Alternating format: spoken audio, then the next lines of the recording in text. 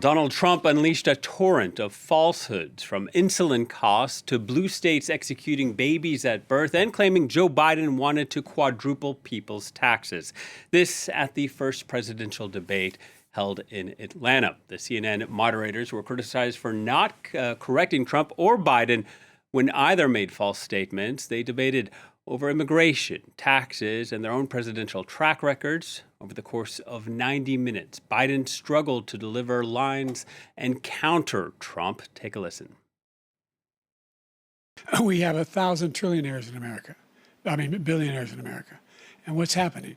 They're in a situation where they, in fact, pay 8.2% in taxes.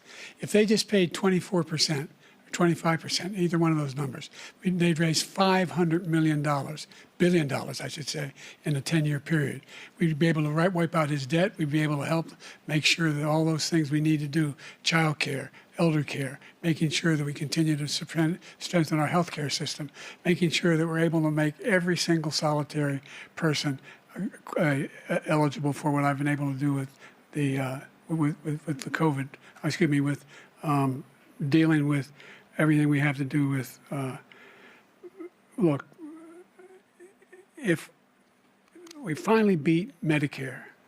Tough viewing. Biden at age 81, only 3 years older than Donald Trump, but rather than dispel concerns about his age, he made it a central issue. For more, let's speak to our foreign editor, Ketavan Gorjestani, also our former White House correspondent. Hello to you, Ketavan.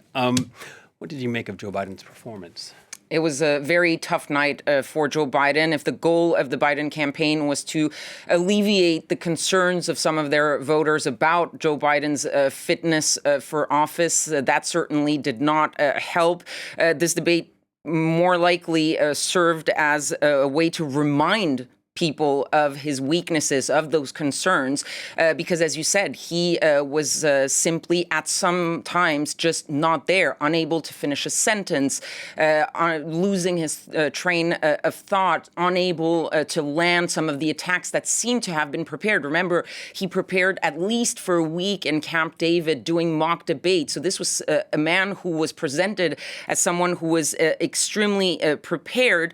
And it wasn't just what he was saying or how he was delivering it. The visuals were also very bad for Joe Biden. That split screen really showed a sort of tired Joe Biden at times when he was listening to Donald Trump. He had his mouth open. He was gazing out in the distance.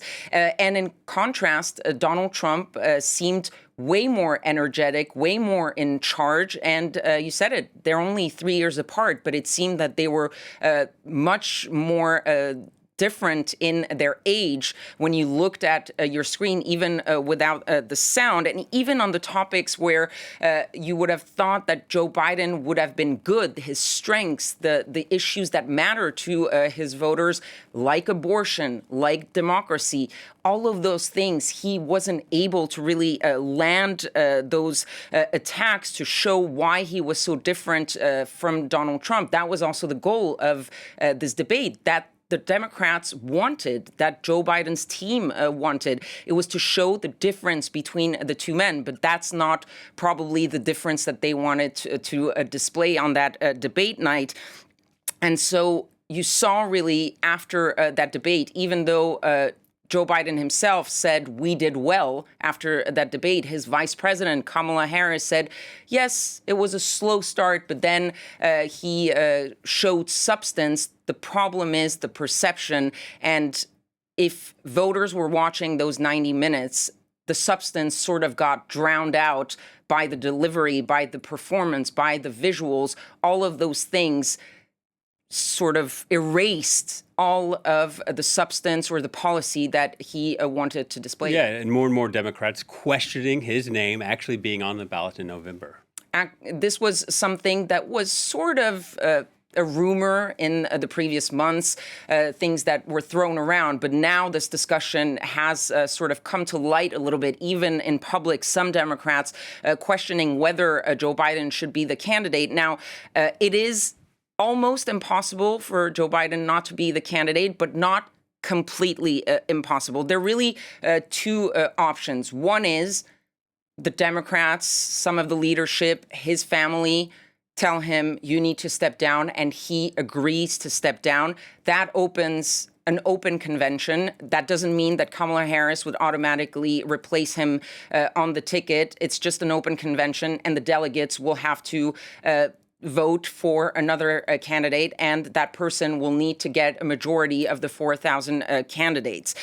The problem, more likely, is if he doesn't agree to step down, which he has dismissed many, many times before. He said he was going, and he said it again after the debate, we're going to keep going. In that case, the issue is that the delegates that Joe Biden won, and he won almost 99% of the delegates, they are pledged, meaning they're supposed to vote the way their state voted. And so they are supposed to give their voice to Joe Biden. That said, they are pledged, they're not fully committed, meaning if they defect en masse, then they could possibly elect somebody. But then there is another huge question, which is who? Because right now, there are no clear other options. One of the names that was floated around, for example, is the governor of California, Gavin Newsom. He's one of the top surrogates of Joe Biden. He was in the spin room defending Joe Biden, and he dismissed the idea that he was going to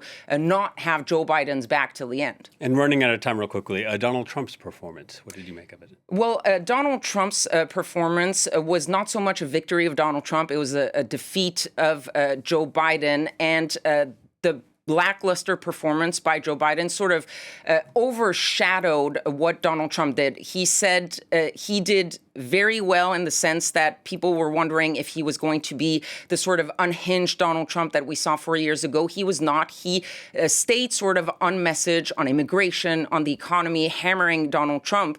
That said, he also expressed many, many lies. You mentioned some of them, for example, on abortion, and he was asked 3 times whether he would accept the results of the 2024 elections.